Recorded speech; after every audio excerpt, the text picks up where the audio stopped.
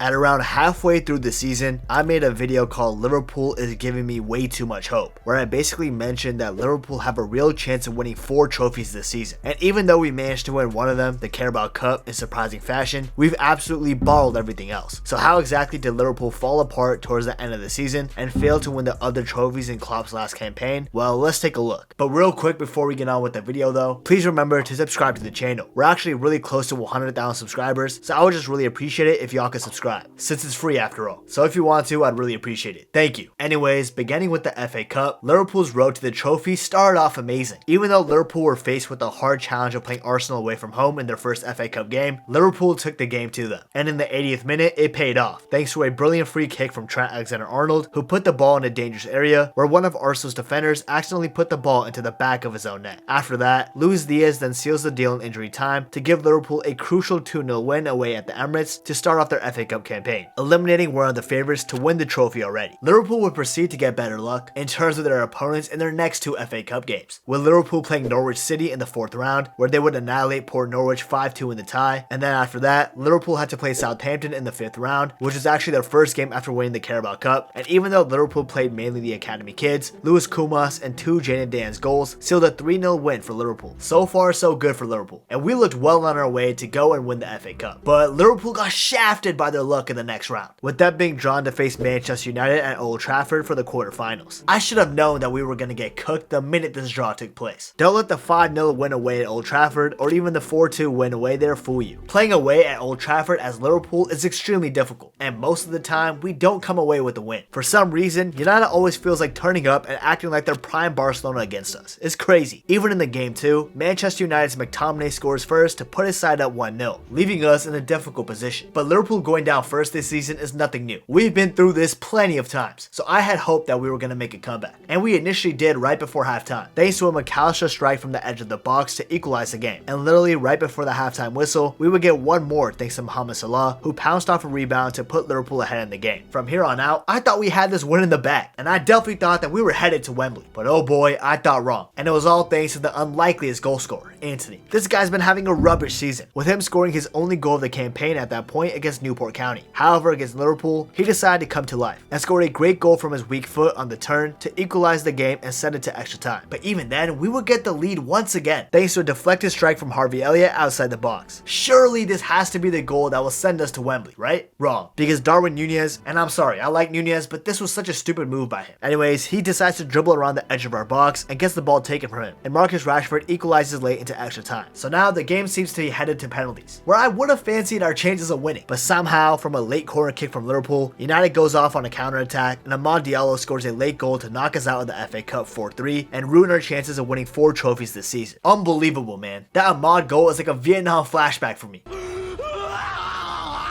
Now, a lot of people would think that this was the start of Liverpool's downfall in the 2023-24 campaign, and that United broke us. I ain't gonna lie though, they low-key kinda did. But I've kinda noticed that Liverpool has some flaws in them in the game against Nottingham Forest, where we would have dropped massive points in the title race if it weren't for McAllister dropping in a dime for Núñez to score in the 90+ 8th minute. Then in the game against City, the flaws became even more apparent, because although we drew 1-1, the fact that we had so many chances to score and win the game and didn't just shows that this Liverpool side doesn't have the cutting edge like we used to. And this would become even more apparent in the following weeks in the remaining 2 competitions that we were in, the Europa League and the Premier League. Now, Liverpool would actually do decently well after this loss to Manchester United in the FA Cup, with us beating Brighton at home 2-1 after going down early, and also beating Sheffield United at home 3-1. This kept us only 1 point away from the top spot in the Premier League table. But then we would have to face our mortal enemy again, with us playing Manchester United at Old Trafford again, but this time in the league. It started off good again as well, with Luis Diaz capitalizing off a corner to put us up 1-0. But due to a grave error by the young Kwanzaa, Bruno Fernandes scored a rocket to equalize the game, and then the English wonder kid, Kobe Mainoo, scored a screamer to put United up 2-1, and it seemed like we were going to lose again at Old Trafford.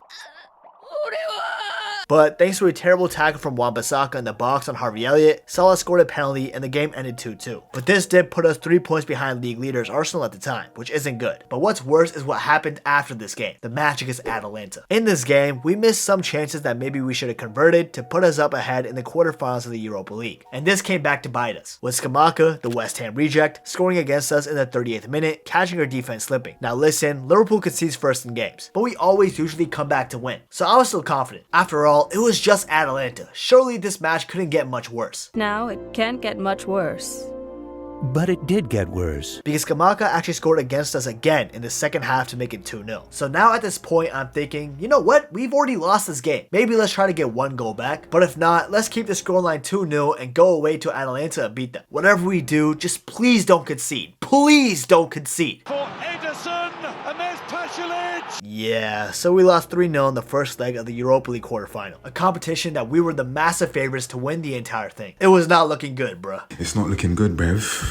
It's not looking good. But for some reason, since it's Liverpool in Europe, I was delusional enough to believe that we could still come back. But that was until we played Crystal Palace at home in the Premier League. That's because in the 14th minute, we conceded early to Palace due to a great overall team play. But like I said, we're Liverpool, man. We can come back in this game, no problemo. But in the second half, Darwin Núñez fails to score from right in front of the goal. Then Diego Jota gets his shot saved from our ex-defender, Nathaniel Clyne. Then Curtis Jones had a clear 1v1 chance. All he had to do was slot it anywhere on the frame except the middle, and instead he shanks it wide. And then somehow Mo Salah didn't score from right in front of the goal due to Mitchell blocking it from off the line. And because of all these missed chances slash saves, we lost at Anfield for like the first time in forever, 1-0.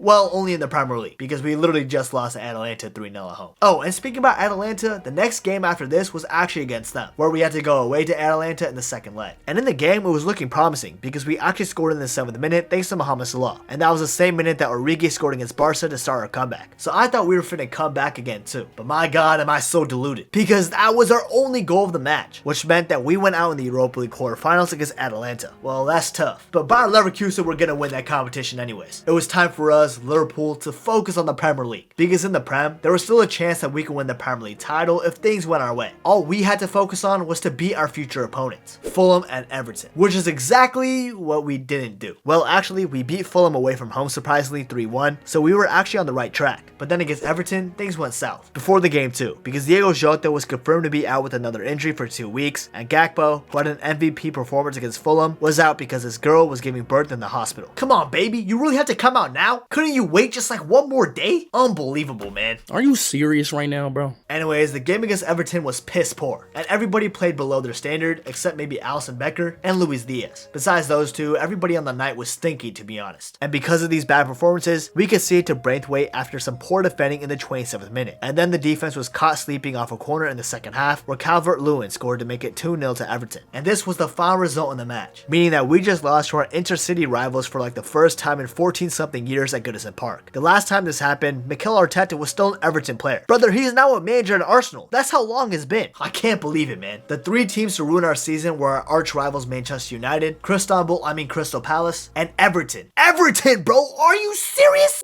Oh, and just to rub more salt in the wounds, we drew to West Ham away 2-2 recently, and the 2 legends of our club, Jürgen Klopp and Mo Salah, were seen fighting on the sidelines, exchanging harsh words. What's going on with my club, man? Oh, and also, fuck this guy Anthony Taylor, because that call at the end that would have been a goal for us was some total bullshit. But anyways, with all of this being said, Liverpool are sending our legendary manager Jürgen Klopp away with just a Carabao Cup. So much for giving me hope. I really shouldn't have made that video. I might have jinxed the entire season for us, bro. Call me Mackwell. But there is some light at the end of the tunnel, because Arne Slot is the real deal, our next manager. And trust me, he'll lead us to glory soon when he takes over next season. He's got aura. I mean, what other manager pulls up to a game in a helicopter? He's him. Anyways, what are your guys' thoughts on Liverpool squandering almost every single game towards the end of the season? Let me know down in the comments. Now, if you enjoyed this video rant thing, please remember to subscribe to the channel. We're close to 100,000 subscribers after all, so I would just really appreciate it. And please be sure to follow my Twitter and my Instagram. The links are in my YouTube description. And last but not least, if you want to learn more about what happened to the top 20 nominees of the Golden Boy Awards back in 2020, you definitely want to check out this video right here. You won't regret it.